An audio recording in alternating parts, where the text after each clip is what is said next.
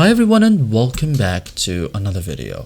So if you have subscribed to extra channels on Prime Video, managing them properly helps you control your spending, track billing, and customize what you watch all from one place. So in this guide, I'll show you step by step how to manage channel subscriptions on Prime Video in 2026, simple and organized.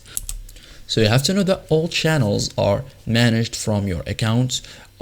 Changes apply instantly and access continues until billing period ends. Okay, so open your account. Okay, so open Prime Video app or website, go to your profile, okay, or accounts, select settings, and here you have to find channels and or subscriptions. Okay, so you will see all your channels. After that, view active channels, like see a list of subscribed channels, check billing dates and prices. Everything is displayed clearly.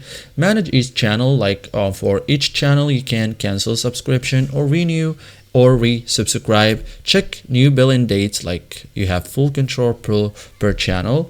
Add new channels, like go to channels section, browse available options, subscribe or start trial. Expand your content anytime.